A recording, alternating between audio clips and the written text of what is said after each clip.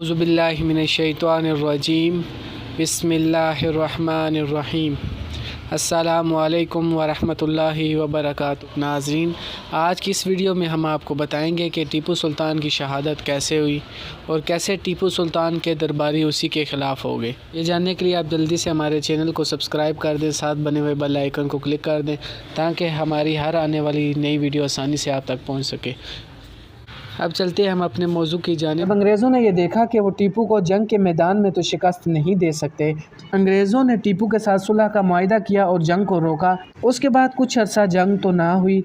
जब इनका आपस में मुआहदा हो गया, अंग्रेज़ मैसूर पर कब्ज़ा ना कर सके तो बरतानिया में सफ़े मातम बिछ गया, क्योंकि जब तक मैसूर पर कब्ज़ा ना होता तो अंग्रेज़ों की हिंदुस्तान पर हुकूमत कायम पूरे तरीके से नहीं हो सकती थी। तो इसलिए बरतानिया ने अपने पुराने कमांडर को वापस बुलाकर उसकी जगह एक नया कमांडर भेजा और उस कमांडर ने आते साथ खुफिया तौर पर साजिशें करना शुरू कर दी, क्योंकि वो भी जानता था कि वो टीपू का मैदान जंग में मुकाबला नहीं कर सकता। दौरान में टीपू सुल्तान की एक सबसे बड़ी कमज़ोरी अंग्रेज़ों के हाथ लगी। वो ये थी कि टीपू सुल्तान अपने असूलों का सख्त पाबंद था।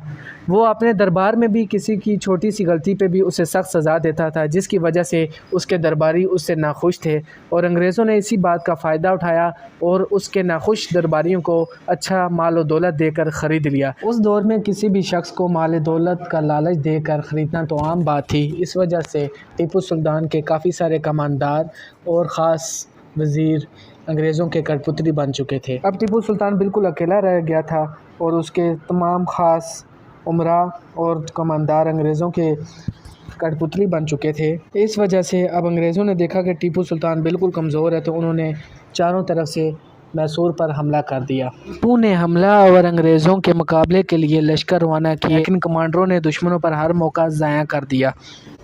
अपने कमांडरों का ये अंदाज़ देखकर मैसूर के सिपाही सवाल करते थे कि जब दुश्मन ज़द में है तो हमला क्यों नहीं किया जा रहा, लेकिन उन्हें ये जवाब देकर चुप कराया जाता। ये सुल्तान की हिकमत अमली है। लेकिन हकीकत में गद्दारों ने शेर मैसूर के हाथ पांव बांध कर इसे दुश्मनों के सामने फेंकने का मंसूबा बना लिया था। एक मौके पर वो खुद फौज लेकर निकला और उसने अंग्रेज़ जनरल हैरिस के छक्के छुड़ा दिए। लॉर्ड वेल्स ने भी अपनी एक रिपोर्ट में टीपू के जनरल होने का इतराफ़ किया है, लेकिन टीपू के गद्दार ऑफिसर यहाँ भी अंग्रेज़ों की मदद कर रहे थे।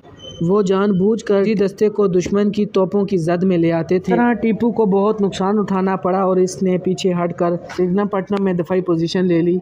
अप्रैल 1799 में यानी हमला शुरू होने के सिर्फ 2 माह बाद ही अंग्रेज़ों ने श्रीरंगपट्टनम का मुहासरा कर लिया था। अब गद्दारों ने अंग्रेज़ों को किले के अंदर की तमाम सूरत हाल बता दी थी और अंग्रेज़ों को उस दीवार का पता चल चुका था जो इंतहाई कमज़ोर थी, तो इसलिए अंग्रेज़ों ने इस दीवार को निशाना बनाया और वहाँ एक बड़ा शगाफ बन गया। 3 मई 1799 की रात सुल्तान का वज़ीर मीर सादिक ने फसील से बाहर आकर अंग्रेज़ों से खुफिया मीटिंग की। तय ये पाया कि अगले रोज़ दोपहर तक अंग्रेज़ इस शगाफ पर हमला कर देंगे कि मीर सादिक वहाँ मौजूद फ़ौज को पहले ही हटा चुका होगा। सादिक वापस चला गया और फिर 4 मई का सूरज तुलू हुआ।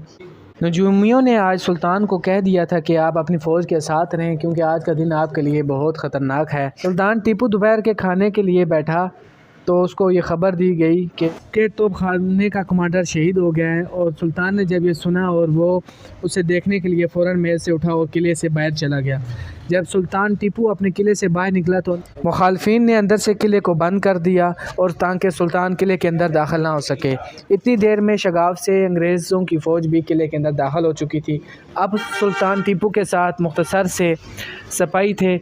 सुल्तान टीपू ने अपने सिपाही से बंदूक ली और अंग्रेज़ों पर गोलियां चलानी शुरू कर दी। सुल्तान के साथ जो मुट्ठी भर सिपाही थे उन्होंने भी अपनी जान तोड़ मेहनत की और अंग्रेज़ों का मुकाबला किया, पर अंग्रेज़ों को ये नहीं पता था कि किले के बाहर जो शख्स उनका मुकाबला कर रहा है वही टीपू सुल्तान है। अंग्रेज़ों की तादाद ज़्यादा थी, इस वजह से टीपू सुल्तान का एक एक सिपाही आस्ता आस्ता गिरता गया और टीपू सुल्तान को भी कुछ गोलियां लग गई। अब टीपू सुल्तान ज़ख्मी हो चुका था और ज़मीन पे गिर चुका था।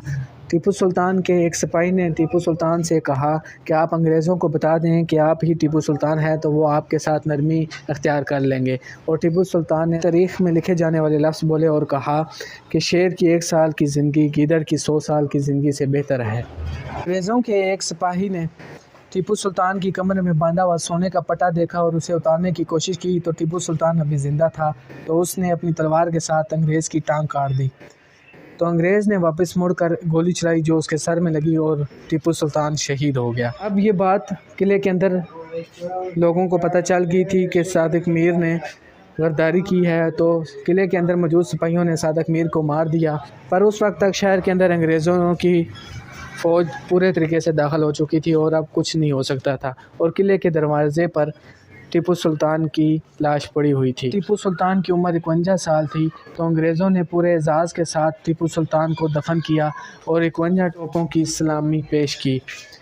आज का मौजू हमारा इस पे ख़त्म होता है। उम्मीद करते हैं कि आपको हमारी वीडियो पसंद आई होगी।